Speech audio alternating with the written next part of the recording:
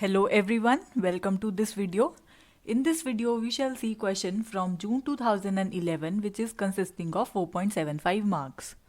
The question says, the given integral equation, this one, phi of x is equal to cos 2x plus lambda integration from 0 to pi cos of x plus zeta d zeta, which is the inhomogeneous Fredholm integral equation, right? And lambda here is the parameter, has a unique solution when lambda is equal to 1 and infinite number of solutions when lambda is equal to 2 by pi, or has a unique solution when lambda is minus 1 and infinite number of solutions when lambda is equal to minus 2 upon pi. Unique solution when lambda is not equal to 2 by pi, and no solution whenever lambda is equal to 2 by pi or minus 2 by pi. So let us look at the solution. Now you see the kernel here is given to be cos x plus zeta, right? So we can expand this term by cos x cos zeta minus sin x sin zeta, no problem with that, right? And now you can see this kernel is of separable kind. That means you can write all the terms as the summation of terms of x only and terms of zeta only. So here we can mark this as this first term as a1x, the second term as b1 zeta, third term as minus sine of x, right, a2x, and fourth b2 zeta as sine of zeta. So now in order to solve this system, this inhomogeneous system, what we do is we solve a system of this kind. 1 I minus lambda into A, this multiplied by some matrix C is equal to F. Now these are metric system, algebraic system, where I is the identity matrix and lambda is some constant, the given parameter whose values will determine, and A is a matrix whose entries are given like this. For example, for 2 cross 2 matrix, the entries are given like this, right? And C is an unknown vector whose entries are C1 and C2, and F is the vector consisting of F1 and F2, where this F1 and F2 are again calculated using the formula. F1 is calculated like integration from whatever the interval which is given to you. Here we are given 0 to pi, and bi, right? If we have fi, fi, then we have bi, and then we have ft dt, or whatever the variable over here is. So we can calculate these f like this, these a like these, and after that when we are done constructing this system, we can then look for the determinant of this thing, I minus lambda a, and that is known as d lambda, which is a polynomial in lambda. So for this question, what we do, we will calculate directly d lambda. D lambda would be 1 minus lambda into a11 minus lambda into a12, solving this, minus lambda into a21 and 1 minus lambda into a22, and where we'll first calculate what is a11. So you see a11 would be b1 zeta and a1 zeta. B1 is this the term and a1 is this term, right? So it would be cos square zeta d zeta, and when you can solve this, you can expand this into double angle formula, and then you can perform the integration and you'll see ultimately it is equal to pi by 2. Next you can calculate a12. A12 would be b1 zeta and a2 zeta. So what is b1? B1 is cos zeta, and what is a2? A2 is minus sine zeta, right? D zeta. So you can again solve this, you'll see this is a equivalent to 0. So again we can calculate a21, so it will be b2 zeta and a1 zeta. So we'll substitute the value, and this is equal to this one. This term is same as this one without a negative sign, so ultimately it will result in 0. And what is a22? A22 is, again we can calculate it, it comes out to be minus pi by 2. So we have all the values here, we can substitute them one by one. So 1 minus lambda into a11, which is pi by 2. second term is 0, so we have 0 over here, then 0 over here, and 1 minus lambda into minus pi by 2. So it would become plus over here because of double negative sign. So when you take the determinant, the only value that you get is this. Now depending on the value of this d lambda, we can talk about the solution for this system. Whether it has a unique solution, multiple solutions, or no solution, right? So we have unique solution when d lambda is not equal to 0. In that case, our d lambda was this thing is not equal to 0, that means lambda should not be equal to this, and it should also not be equal to this. So if lambda is not equal to any one of these, then we have a unique solution. So let us look at our options. When lambda is not equal to plus minus 2 upon pi, then we have unique solution, right? This is this thing we obtained. So from here you see they are saying we have a unique solution is lambda is not equal to 2 upon pi. So this option is correct or incorrect? This is incorrect option. Why? Because if you take lambda not to be equal to 2 upon pi, you can still take lambda to be minus 2 upon pi. And for this thing also, we do not have a unique solution. Therefore, we cannot say that only for lambda not equal to 2 upon pi, we have a unique solution, right? So this option is incorrect. Moreover, we are saying for all other values except these two, we have unique solution. Therefore, we have a unique solution when lambda is equal to minus 1. This is also true. And we have a unique solution when lambda is equal to 1. This thing is also true, right? So now for option A and B, we need to determine whether we have infinite number of solutions when lambda is equal to 2 upon pi or minus 2 upon pi, right? And what about the value what about the solution when lambda is equal to plus minus 2 upon pi? So let us now discuss the cases of infinite and no solutions, right? So case 2, now you just see that we have infinite solution when d lambda is equal to 0. Moreover, we have infinite solution when the eigenfunctions corresponding to the homogeneous equation. That means in this equation, we just calculate the solution of phi of x is equal to lambda integration 0 to pi cos of x plus zeta d zeta. We calculate the solution for this one, right?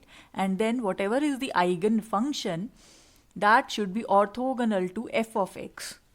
That means cos 2x. If it is orthogonal to this thing and d lambda is equal to, for all those values of lambda for which d lambda is 0, then we say we have an infinite solution. Otherwise, if it is not orthogonal to this function fx, then we say it has no solution. So we can see this while solving. You'll have a better understanding of what I am saying. Now our d lambda was this. Now we are saying this should be equal to 0.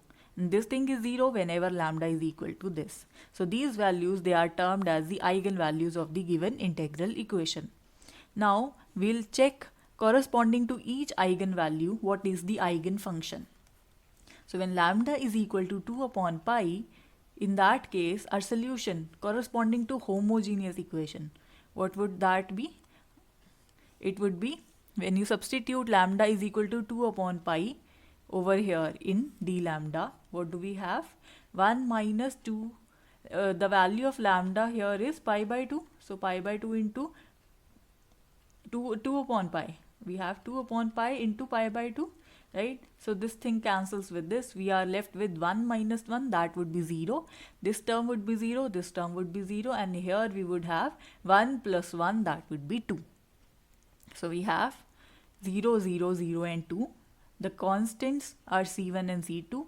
We are talking about homogeneous system, that means we are taking 0, 0. Otherwise, we would have taken F1 and F2, calculated using those relations.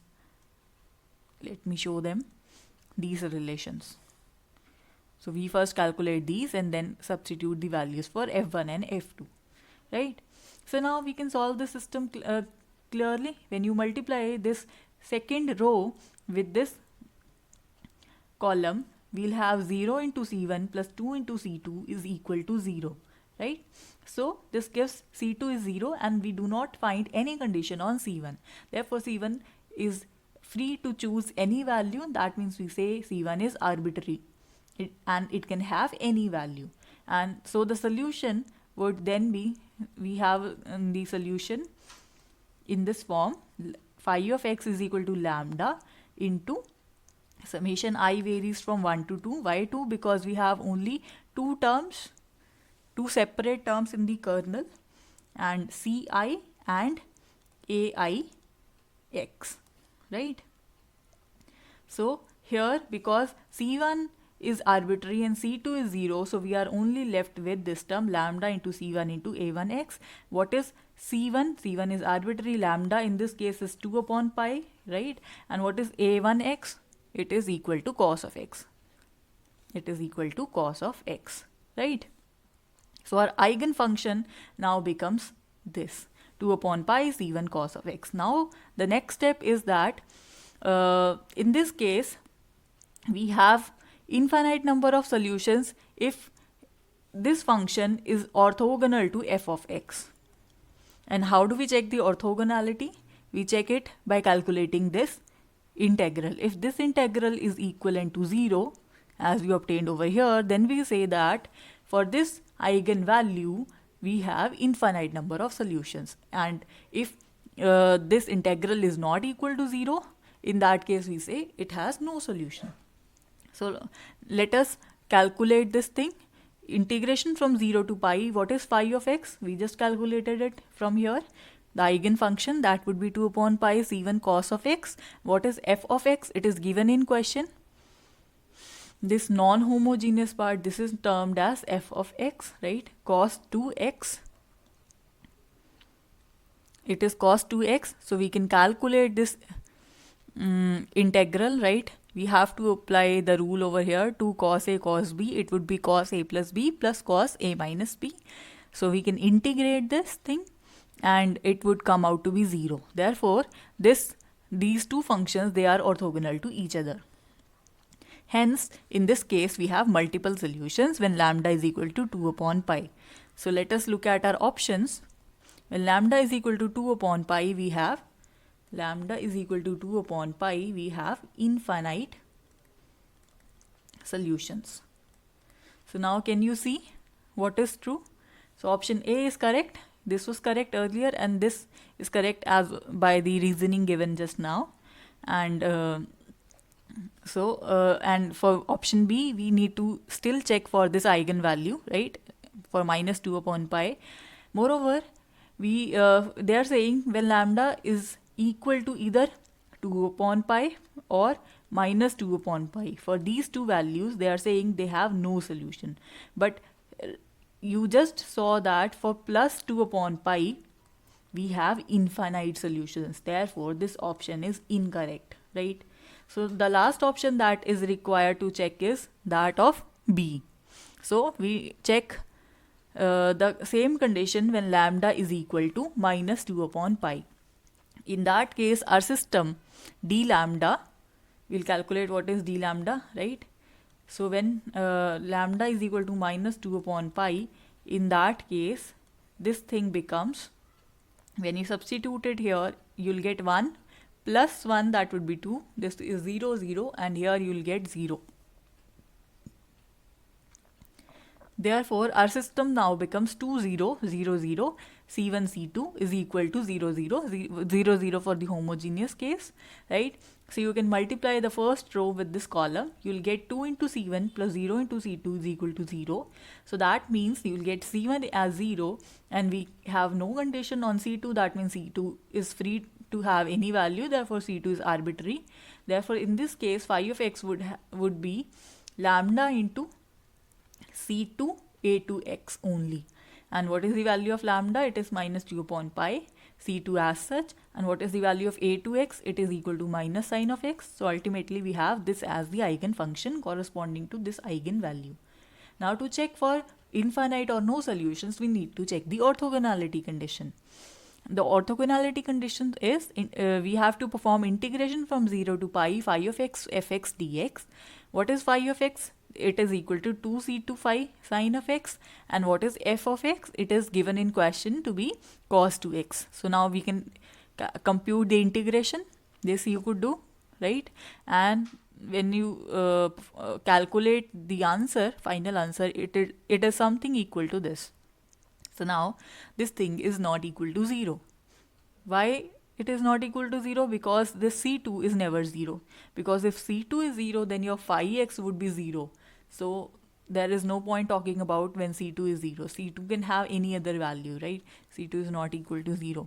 Therefore, this quantity, as it is not equal to 0, therefore these two functions, they are not orthogonal to each other. If they are not orthogonal to each other, in that case we have no solution. So let us look at our option number B.